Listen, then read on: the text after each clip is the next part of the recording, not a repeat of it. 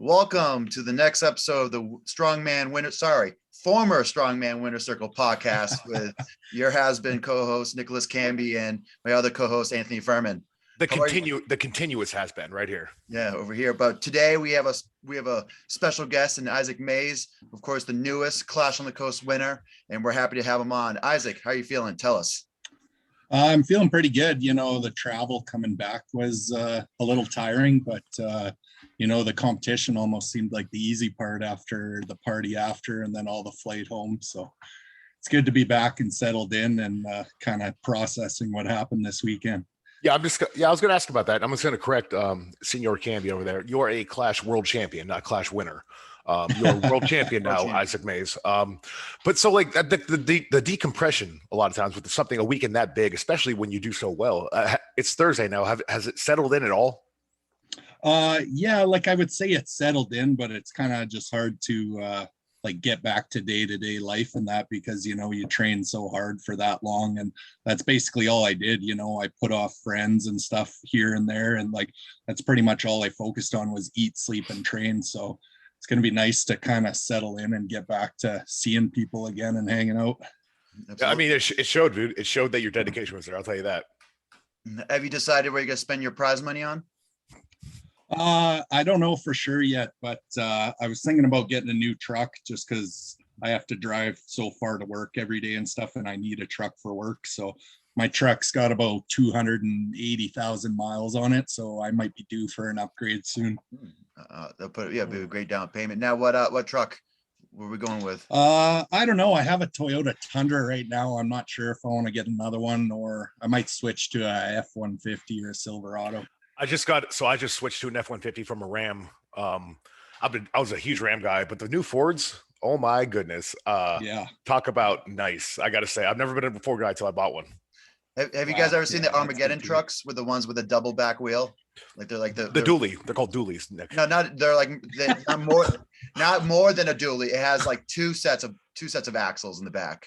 It has. Oh yeah, okay. I've seen those before. Yeah, those are a little out of my price range. Yeah, that's almost like a flatbed almost. Hey, but of course, with all the strongman money coming in, it could be attainable soon, right? Yeah, you never know. There's definitely it seems like there's going to be lots of opportunities in the sport coming up. So yeah, I'm going to try and take as many of them as I can. Yeah, you should. You heard it here. So yeah, let's get into it, Isaac. So let's break down the process leading into Clash. Not easy training for 10 events, almost 20 different implements. How was your training this year different than last year? So last year, just because of all the COVID restrictions in Canada, I felt like I wasn't able to train to my best potential. There's gym closers here and there. And also there's always that thought in the back of my head that we weren't going to be able to make it down. So, kind of my mental going through training was always had that in the back of my head. Whereas this year I knew it was a for sure thing that we could get down there. So all I did was focus training for 4 months. And I knew if I really pushed into it that I'd at least podium was my goal after placing 5th the year before. Excellent. And then of course, I know you got a coach within like Terry Rady, how that helped your progress. Yeah, it helped a lot. Not only is he, he's really smart with the programming and stuff like that, and he's been there before, he's competed at that high level, so he knows what it takes. But also, I always kind of did my own programming, and sometimes I'm kind of standing around thinking, what sets, what reps I want to do and stuff. Whereas this year, I was able to just look at the program on my spreadsheet, put my head down, and just do the work. I just want to say, there's something to be said. As you mentioned, having been there and competed and done that before, you could be a great athlete and be very successful. Oftentimes, it takes the guidance of that person that has been there, that has put it all together to get you over that hump. And that's the value of when you have great competitors that go into coaching, is that you get all the smarts, because you get the smarts from anybody. Anybody on earth can study and learn how the body works. They can get success. It's true. But that last little thing, that thing we can't really describe, that's what the coaches that have competed have. And I think that's what you kind of showed you kind of gained. Yeah, absolutely. Just, once your coach has been there before, he's not going to make you do anything that he wouldn't do himself, or something that he knows that you need or what it takes to do. So yeah, you put a lot more trust into someone like that. I love that phrase because my whole life, Army and everything, that's always been something as a leader I've been trained in my head. Don't ask anybody to do something you wouldn't do or haven't done yourself. Right. Exactly. Like that's it. And of course, I know you're a big hunter and all. Now, did you have like a lot of like gamey meats in your diet? But what was your diet like going into this? Yeah, my diet was probably the best it's ever been. I mean, I always eat like deer, elk, and moose here and there. And but I used to always like to binge on, all the pizza and wings and stuff like that. And I tried to put that off as much as I could through prep. There was the odd time here or there, maybe once every 3 weeks, I'd get kind of an unhealthy meal in. But other than that, my diet was like protein pancakes for the carbs and protein every morning before training. And then a lot of ground beef, a lot of ground deer, a lot of rice, stuff like that. Man, the ground beefs and deer and stuff, that's the easiest way to get all that in. I've tried doing like a steak only or chicken only, and that ground beef is so easy to just shovel in your face. Yeah, it's just so much easier to get down rather than chewing tough, chewy steak. And I'm not a big chicken fan either. So yeah, the ground meat's definitely the easy way to go. Oh yeah. Now was this the biggest you ever came to a show? I remember just seeing your traps, and they're probably the biggest I've seen. But yeah, I think it would be like body weight wise, it was pretty comparable to when I took second at OSG. But I think I just felt and looked bigger this year from all the volume Terry's been programming me, and then just the better diet on top of that. I was probably carrying a little more muscle and a little less body fat than back at OSG. You mentioned OSG, and that's something kind of I wanted to talk to you about because I have the benefit and the honor of having competed against a lot of you guys coming up and switching over. And we competed 2019. You gave me a hell of a run for that fucking win, right? Yeah. But you didn't quite have it. There's a couple weak events, just a couple things that stopped you. After that, did you know that you were ready for the prime time? After pushing me to my limits like that, did you know you were ready? And what did you do? What was your mindset going after that? Not knowing COVID was coming, obviously, but what was your mindset going to 2020? Yeah, obviously, after placing second behind you that year, I've always wanted to kind of get that one international win under my belts. And I knew it was definitely possible that year. Obviously, I had a bit of a tweak in my back. So the deadlift event really hurt me that year. And it's kind of been improving slowly here and there, but at least I'm not injured anymore. So I was at least able to get 6 reps on the deadlift in the final at Clash. And that was kind of just enough to get me through that event. That, I don't know if you heard with the commentary stuff. I did, because we try and talk. I talked about how you were so goddamn good, but the deadlifts always seemed to be the one thing that cost you the points. And then you came out there and just shoved my own foot in my mouth, and I loved every second of it. I did. That was awesome. But Anthony, you got to remember in 2019, he was like 25, 26 years old. So, well, I'm talking even as recently as even as recently as any time he's deadlifted I've seen. It's been a little bit of a problem. But he just came out and said, not today. You just, nope, not happening. It was awesome. Now, were you guys doing a lot of specific deadlift training leading up to this with Terry? Yeah, like I was deadlifting about once a week, a lot of banded deadlifts, a lot of chain deadlifts and stuff like that. And kind of the main thing for me is remembering to kind of use my lats and engage my upper back and stuff like that. So Terry was kind of playing around with a few things to kind of just help me get through those cues to focus on using my whole back, not just my lower back. That's real smart to you. So I don't use chains or bands for shit unless it's an axle deadlift, because 2 things. If you put the bands and chains on a regular bar, it kind of simulates the slower pull of the axle. Axles generally, you can't pull them super fast, no matter how heavy they are, right? And so the chains and bands simulate on a bar real well, in my opinion, for the actual pull.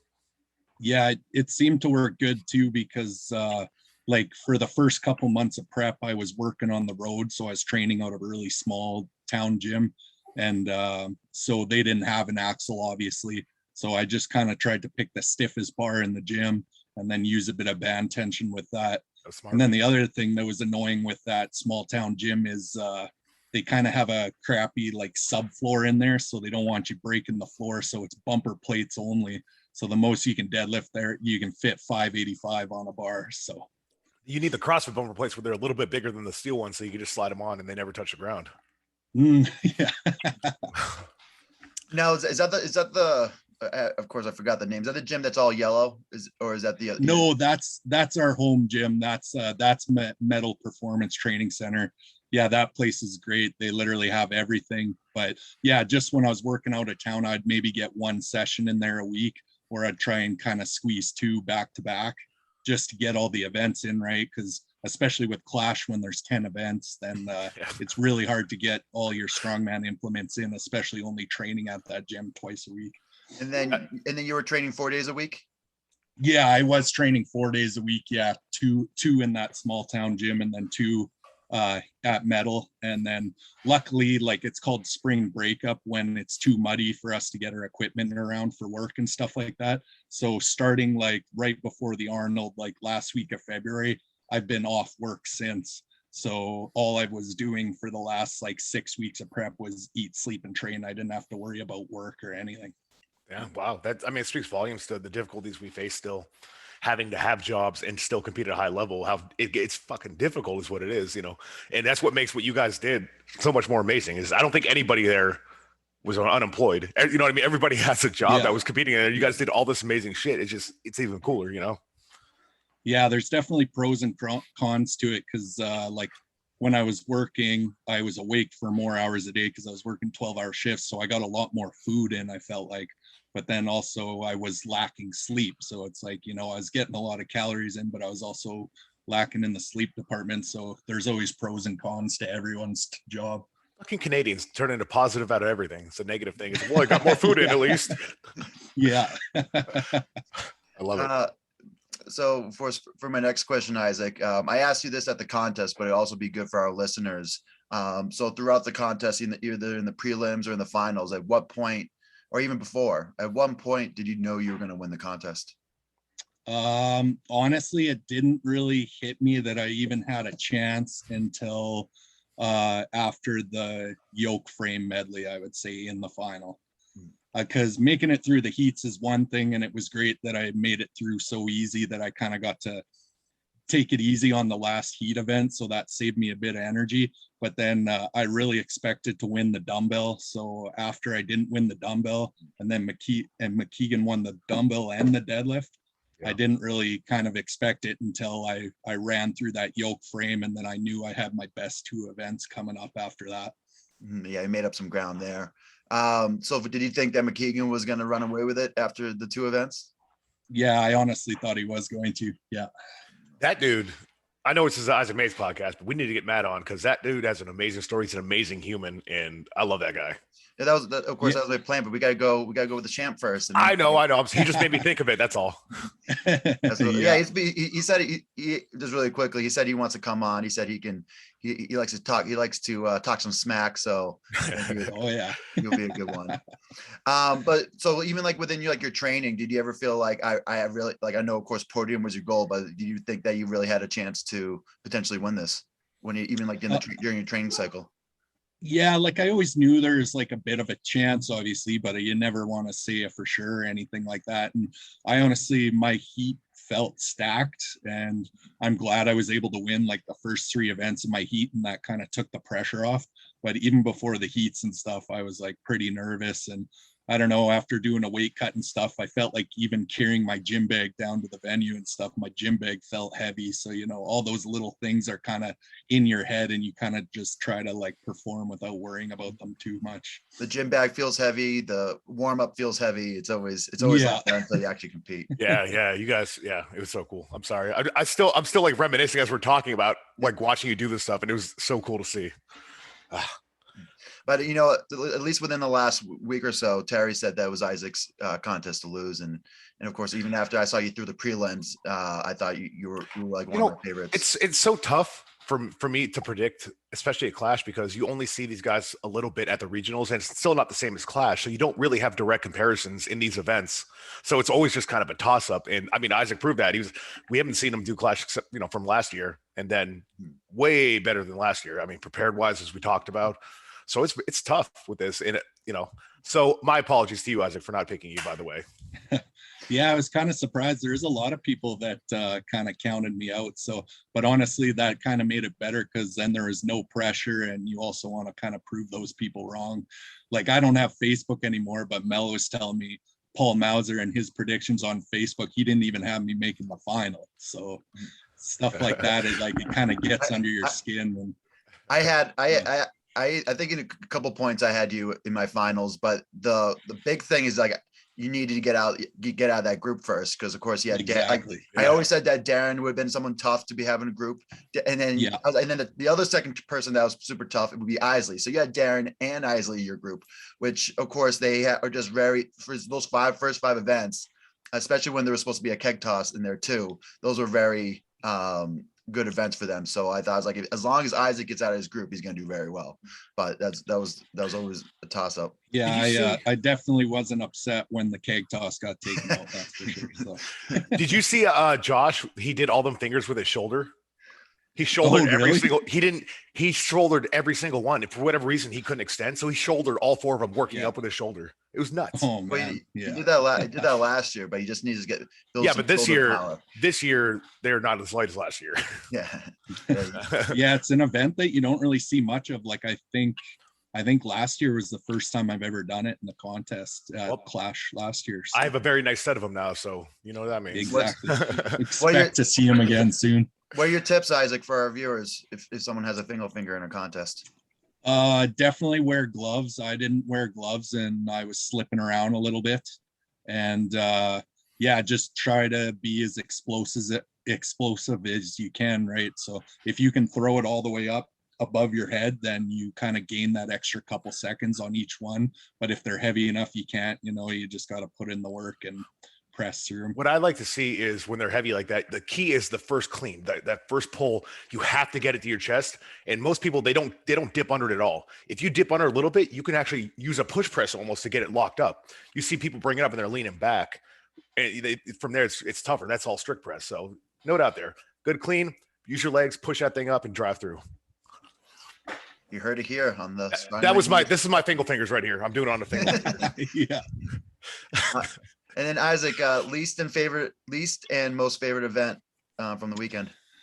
I would say maybe least favorite would be the chain drag, just because it sucks. I mean, it's a great event to watch and stuff. It sucks. And but I was looking forward to the squat. Obviously, there are some underperformances with the squat this year, so being able to grind out one rep was really good. And I'd say the number one event I liked though was obviously the sandbag to shoulder in the final. Whenever I was training that, I had a gut feeling I was going to win that event. That was so fun to watch from our perspective too. You guys just blitzing through it, like racing each other with the heavy ass weight. It was pretty fun. Yeah, I was kind of using a bit of a different technique. Like when I did the sandbag chain drag in the heats, I did it the standard way, just carrying it as a front carry. Yeah. And then, but doing that sandbag to shoulder, I kind of liked picking them up tall off the ground. Then you can just throw them over your shoulder. So I made sure not to post any of that during my prep and all that, because I didn't want to give anyone else any ideas. Yeah, that was really smart. And it's very good use of your saving your energy and your leverages. So some people like me, I've always been better at doing the sideways one. It's never been an issue, but it is an issue for some people for whatever reason. So that's a very smart method to do that if you can't do it the traditional way. I've had so many people message me about it and asking, they're like, oh, I got an event coming up. And I'm like, well, is it a carry or a shoulder? Because I do those both differently. You got to decide which one to do. You should you should film a tutorial on it. We'll put us on the Clash page for everyone that is doing in the upcoming events. Okay, cool. Yeah. Sounds good. I like the not posting before competition. I think there's certain events that you can post. I always post like pressing or stones, just because by the stones come around, you already have a good idea what the placements are, and then pressing again. I kind of just lead with that. But I'm the opposite. I post everything. I never cared. But I think it's important you don't, because it's funny. I posted my squat. My last squat, the one I got hurt on, and then Saxon was like, "Oh," but at the time I didn't write I got hurt, so Saxon decided to do like 10 more pounds in the same reps because he wanted to. So I think sometimes you do want to keep those in your back pocket, because you're either gonna give someone an idea what you can do, or you're gonna motivate someone to even to work even harder. So and I think giving someone hope is probably the biggest thing that you can't, if you're trying to win a competition, you don't want to give the other individuals hope. That's how they get there and get stronger. So that's I think that's pretty important. As much as strongman is a strength sport, there's a lot of mental aspect or a big mental game behind the scenes always. Yeah. Anytime you're competitive at a high level of anything like athletically, that's your mental game's half the game. That was the big thing with the last stone event. Like I've done that event before, and it's 100% mental. Like if you rewatch it, I'm standing there trying to act like I'm not tired in that to try and psych the other guy out. Yeah, it was also bad. It was bad TV. Yeah, and I oh, he's I calm. also knew McKeegan was exhausted, so I was also trying to just throw the stone back at him as fast as I could, so he got no rest, and that way I'm getting in his head and that's kind smart. of crushing his soul. So that was a cool contrast. You saw guys coming in like fresh guys when they came into the super tired guys. It was so fun to see how they each reacted differently, and the new guys were just like hurrying up, putting it over, and the guys were like, "Fuck!" Like, I love it because I can assume a lot of guys probably have never done that event before. It's not super popular, but luckily I had done it once before. But I mean, that was the other thing is Clash ended up coincidentally being my 40th competition. Wow. So wow. I've got a bit of experience in the last few years. A little bit, I'd say. Did you train that stone that stone event any special? Like, were you working out on those pauses knowing that it was going to be that kind of style of event? Not like I wasn't specifically counting time, but yeah, I was doing a lot of like singles and doubles, and then kind of only like a minute rest and another double, and then just kind of like not exactly mimicking it, but still kind of, you know, trying to get that bit of recovery in right before you have to do another set. Yeah, for those at home, you know, I kind of talked through these guys with some of the events, and we were kind of trying to find a unique stone event, so they were aware of the potential of what it could be. They didn't know until we got there exactly what it was going to be, but you know, we talked through because I want these athletes to perform, and Isaac made most of it. Because at the end, it looked like you're at least doing like 3 reps every minute per se, right? That's the yeah, would have averaged out to about that when I was by myself. Basically Gary and Nick and them they had 2 stopwatches or whatever, so one was counting reps and then the other was just giving me 10 to 15 seconds before they rolled the stone back. Smart, very smart. Again, it showed. The show, yeah. So on to our next question. So fun fact: 10 of the 12 finalists were at Clash last year. How important is it to have that additional experience heading into this year's show? Yeah, I think it's definitely good for just because it's kind of a totally different format than most people have seen before. So if you don't know what you're getting into, you're going to be surprised because it's not like, you know, the OSG and the Arnold and stuff where you do 2 events in a day and you sit around for 6 hours, right? It's nonstop and it's outside in the heat. So we have a lot of shows like that up in Canada here. So I knew what I was getting into. And so I knew exactly, you know, what you have to do in between events to conserve energy and cool your body off and stuff like that. And that's like huge experience that a lot of guys probably don't even think of. Speaking of the heat, we were blessed this year compared to last year when it came to heat. I think average, we were about 10 degrees cooler this year than it was last year. And it still felt hot out there. It was hot. Yeah, it was definitely, it was noticeably cooler than last year. But even when it's outside in that heat, you're still, the biggest thing is keeping your body temperature low, because there's so many studies out there that show how bad your performance decreases with even a slight rise in temperature. So, yeah, and you know, we will do an even better job next year, but we try to have a little better this year with ice and like stuff for you guys to get on your way out and stuff, especially the finals. I saw we were putting ice towels over everyone's head as they came out, just trying to help cool that temperature down as best we could, right? Yeah, that's the thing, is you kind of took the advantage away from me because I had all that stuff ready for myself already. And then next thing you know, you guys are supplying it for everyone and helping them out. So, oh, I'm sorry, Isaac. But back I even packed a battery powered fan in my suitcase this year. It took up half my suitcase just to have a fan blowing on me. That's the whole smart, time. Man. I had a fan in the tent. I was under that tent all day commenting with Laws, and that's the second day I was like, get me a fucking fan down here. I'm not doing that again. Give me an effing fan, please. Please, come on, man.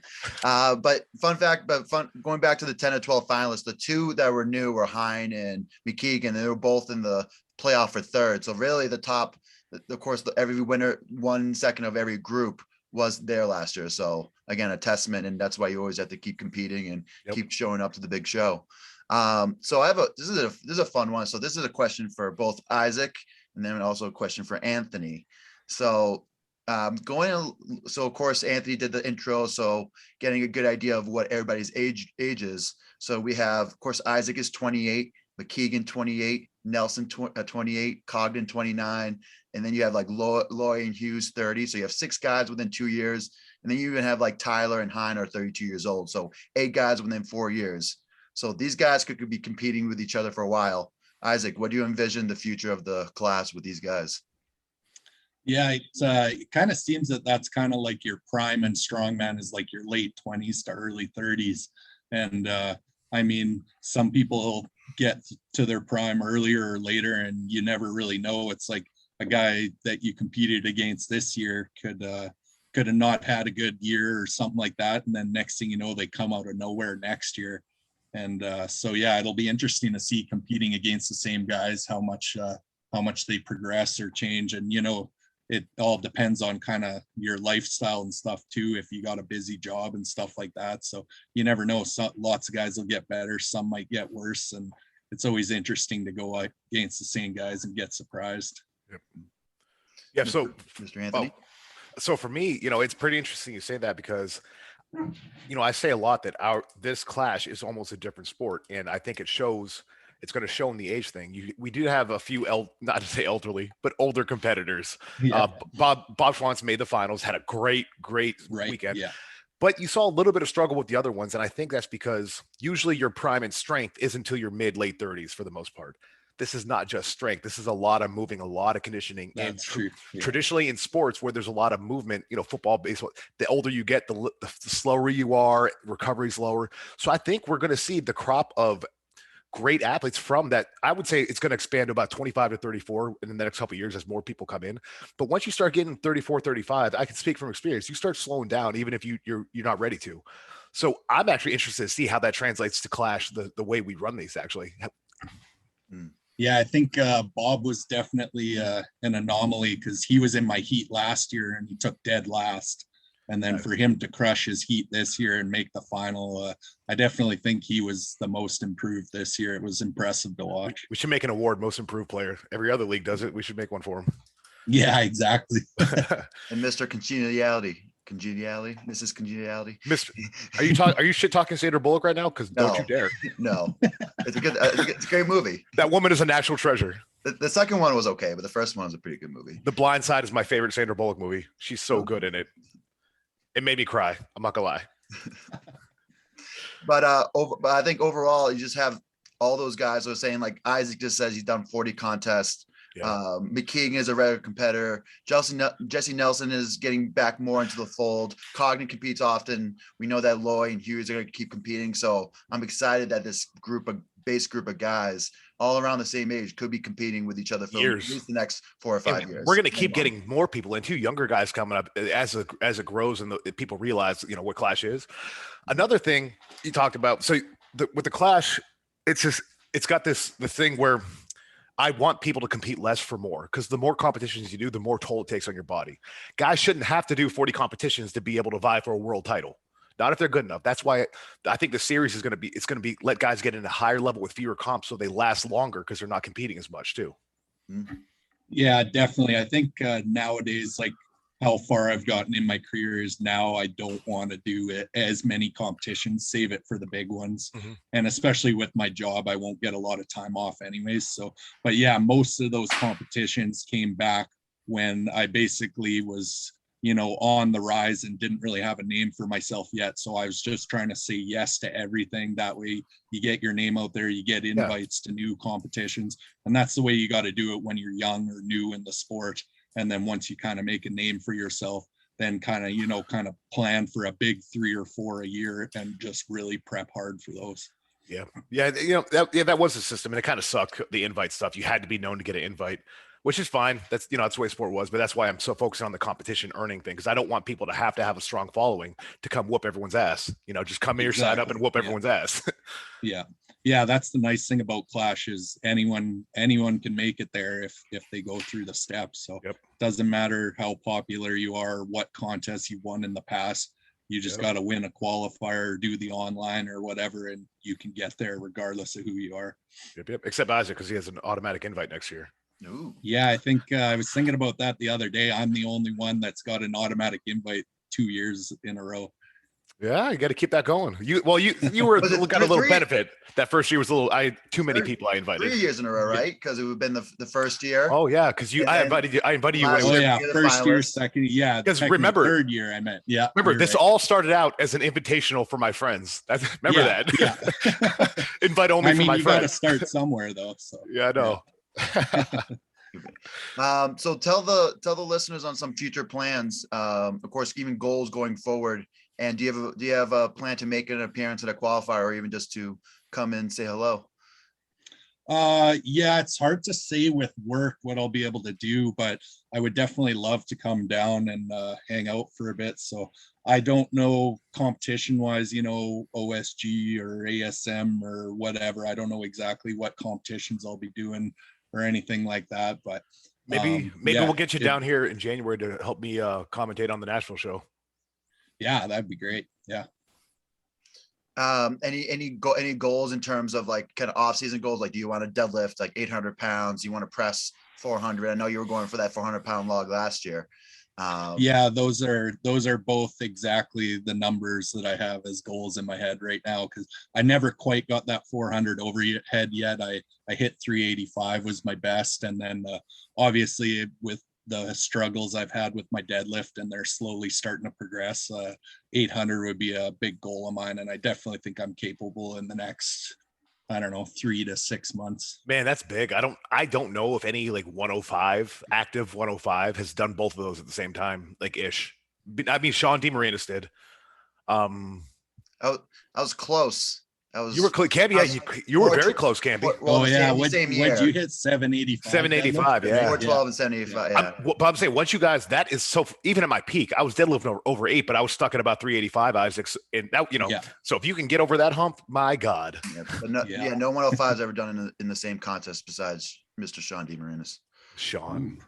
I guess that might have to be a couple events for Clash next year. Yeah, well, I'll make part of the regionals, max log and max deadlift. And then everything else will be 5-part medleys. Yeah. But that's most of my questions, but Anthony has some good, fun questions, some curveballs per usual. Well, so not so much. So I'm really interested in the culture of the sport in Canada. We've talked a little bit about it. It's vast. It's a huge, huge country with not as much people as us, right? So you talked about before, we've talked about qualifiers, and I didn't realize that it was that 12-hour drives just across fucking provinces sometimes, right?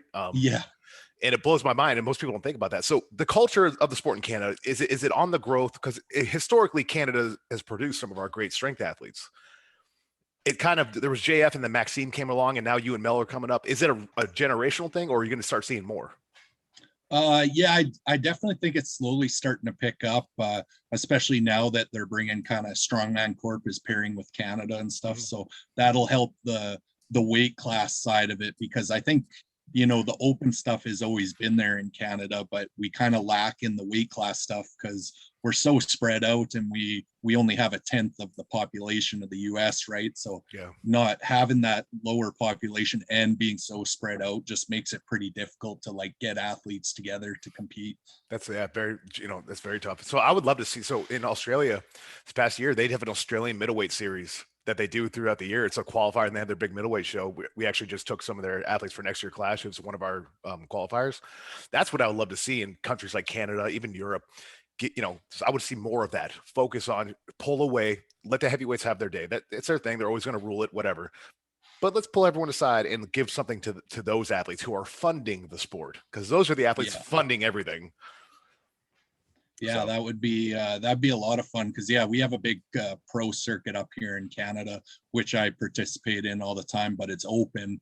So, you never know who's going to show up. Sometimes I do really well. Sometimes I get my ass kicked by Maxime and JF and whoever. So it'd be cool to have something like that for middleweights, because the 105s are just as exciting, because it's almost like a different sport, because it's a lot faster pace. You don't have just the bigger guys sitting around all tired, walking out for one event and then sitting around for another 2 hours. So that's what makes the 105 exciting and good for TV, is that we could pack 5 events into 2 hours, and then that way the viewers aren't bored. I think that's why open athletes such as Alexei, Martins, even the Stoltmans, that's why they're popular, because they're very explosive, fast athletes, Evan. Like, they're not just the big lumbering Bruce. They are getting faster and more athletic, and I think that's why their popularity is higher than some of the other guys. Yeah, it seems like the era of the 400 pounders is kind of slowly coming to an end. It's like kind of the guys in the mid 300s that are still super statically strong, but are still super fast on the events too. It needs to come to an end. I think that's unhealthy for all the athletes involved to walk around that weight. And I think you can be just as strong at 350 as you can at 400 if you do it right. Like, come on, 350 pounds, like it's a lot. Don't tell Josh Silvis that's pushing 500 pounds. Yeah, that's true. He is freakishly strong though. So. He actually moves really fucking well for that size. He did the Fingal figures at America's Strongest Man, the fastest, and I didn't realize he was going to do that. I didn't say anything the whole time because I didn't know what to say because he's so fast. Yeah, that's crazy. I didn't know that. Yeah, it surprised the shit out of me. But yeah, so that was my big Canadian question I had. Just because it's such a different atmosphere wherever country you go. Do you have any plans in the future on kind of capitalizing on what you're building now to run some sort of middleweight series up north? Is that something you would ever consider, post competition or even towards the end? Yeah, that would kind of be, I mean, it's hard. I don't know if I like promoting and competing at the same time. I don't recommend it. They both, you need to be so diligent and put so much time into both of those. It's really hard to do both. And then there's also kind of just that like weird, do you compete at your own shows? No, the answer is no, you don't. Some people do. Yeah. Some people do, some people don't. And so, I mean, we actually have a really good middleweight show coming up here in July. I shared it with you to remind your Canadian athlete about it, you coach. But yeah, so that one's going to be outdoors in a small town at kind of it's called their Boomtown Days, like their outdoor festival. Oh, so cool. It should be a really good environment, I think. And then, it's middleweight only. So it'll be a really fast paced show. Any Canadians you want to highlight that you think they'll do well? Yeah. Who we got?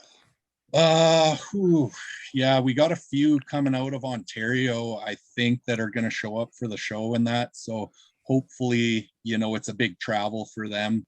And so it'd be nice to see some of them because, there's guys like Nathan Moffat and Jared Wick and stuff like that have competed at the Arnold before and just have not quite had that opportunity in Canada because all we have is amateur stuff and that, and we're so spread out. So it's good to have like a pro middleweight show in Canada with some decent prize money and stuff like that. So I'm gonna say my client Chris Murray, he's one of what I was gonna say. Is that the Murraynator? Right? Is that no, I don't think it's Murray. Maybe it is.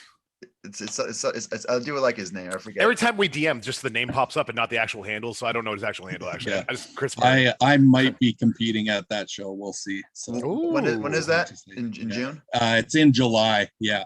So the only reason I would is because it's in the small town right near where I'm working. So, but it gives guys a really good opportunity to beat me because there's a possibility that I'll be coming off night shift and then competing that next morning or next day. And then, but the other reason I'm doing it is because I kind of feel obligated because it's like Saskatchewan that's putting it on, the promoters in Saskatchewan. And then it also happens to be in Mel's hometown. So. I see. Well, you can just go Saskatchewan's strongest man. You could just go be the commentator or something. Show up, be like, hey, I'm here to support, but I'm too good for this now. Yeah, that is true. We'll see how I feel. So there actually is really good prize money. So it's like I think there's going to be $2 or $3 grand for first place. So how much is that American? Like 700? No, it's about a difference of 30%. So yeah, $3 grand would be about whatever 2,200 or something like that. So, yeah. But don't forget to let my buddy Jordan Stewart know from Newfoundland. Those Newfies over there. That's a hike though. That's a nice hike from Newfoundland to Saskatchewan. Yeah. Yeah, it's like probably a 40-hour drive. So he would definitely have to fly. So that's the funny thing about Canada is like, I didn't even know who Jordan Stewart was until Clash this weekend. And we ended up talking lots and, becoming pretty good friends. But, you live on complete opposite sides of the country, even though you compete in the exact same weight class and you've never met before or anything. That's how big Canada is. That's crazy. But he's a young kid. He's hungry. So I think Yeah. you do a great job over there. Yeah, definitely. He's got a lot of years upcoming in the sport. He's got a lot of panache too. A lot of panache. Yeah. Yeah. Oh, see, I think that's just about all I really had. It can be asked a good amount. I was more interested in some other things, but no, man. I just want to say, from knowing you and then being able to promote this and see you evolve and perform, dude, it was fucking epic. I don't think I could have asked you and any of you to perform better than you did. You guys really made me proud. As much as if that means anything, sitting there watching it, even though I know you guys, you still blew my mind. So I want to thank you for that. Thanks a lot. Yeah, it was really good. And thanks for the opportunity, obviously, because, when we heard it was going to be on ESPN in 2 hours, a lot of guys were kind of like hemming and hawing and worried about it. But that's the whole point of this sport is it's a spectator sport, right? So there's no point in getting the rest time and sitting around and making it easier for us and then not having, viewers able to see it. It was way better to do it in 2 hours, have it on live TV so a lot of people can see what we could do. Yeah, that was the goal. And I, to be fair, I don't fault anyone for getting upset or worrying about the 2 hour thing because it was the unknown. I didn't know if you guys could do it. You know what I mean? So yeah, I definitely get it. I was a little worried. But I was to say, Isaac, of course, you and Mel have come a long way. I met you guys first time in 2018. I was having dinner with Derek Cox and Arter. Derek. And then we met up at a bar where I met you and Mel. And then we have some shots, we have some drinks. And then an hour later, Mel's like, this is boring. Let's go to the Gentleman's Club. So we go to the Gentleman's Club in Columbus, Ohio. And then within a couple hours, Mel gets us kicked out. And then we all run to Taco Bell. So that was my first experience. But seeing you guys, how much you guys have come along is just, I'm so proud to be you guys' friends. And I'm excited for you guys' future as well. Thanks a lot. Yeah, it's really good when we can compete together. It was nice. It was perfect having middleweight men and women at this show. Just it might never get done again where the men and women or whatever come from the same household unless maybe we do it again, because I don't know if there's any other couples out there that do that. So it might never get done again. We'll have to see. That's true. 2 world championships, 1 weekend, same household is pretty unheard of, right? So for the 82 women, so originally when I put them with you guys, it's because those we were focusing on strictly the middleweights, and then of course end of the year everything blew the fuck up and we had weight classes. But I do think the 82 and 105 work together, just because their athletic ability and strength combined, I think are the 2 most impressive classes overall in the scope of things. So I might be keeping that together actually. Definitely, yeah, I think it's good because I think especially with the middleweight women, they're equally as good as the heavyweights most of the time too. Yep. Right. So it's cool to see them do some of the faster paced stuff like compared to the 105s. And then they also go on to the heavyweights and show what they can do against the bigger girls as well. Yep. Mm-hmm. Isaac, where can people find you if they want to learn more about you? About Instagram is all I got right now. So yeah, people can, follow me on Instagram and look on there. And then, other than that, it's pretty isolated up here in Canada. I'm always fishing or hunting somewhere or working or whatever. And then, but in person, I'm trying to think we'll see what the next big show is, maybe OSG or something like that. So, people will be able to come up to me and so make sure you follow Isaac. So I want to start a petition. Updates. We need to change his Instagram name from Max Out Maze to Isaac something, because I get fucking confused all the time because of Maxime, and I call Isaac Max by accident simply because of his username. Like I know Isaac very well, and sometimes I'm like Max. Oh, I mean Isaac. Yeah, of the username. And then I'm used to it. Lots of people do that actually. It's fun. Just change the name, Isaac. All right, two things. So I'm gonna give you the last word, Isaac, and then last question is what's your podium prediction for World's Strongest Man? Ooh, podium prediction for World's Strongest Man. I haven't really been following anyone's training because I was so focused on my own, but that's a good answer. Obviously I would love to see Maxime up there, and It really depends on, I'll have to look at the heats and stuff, but I'd love to see, I'd love to see Bobby Thompson up there too, I think.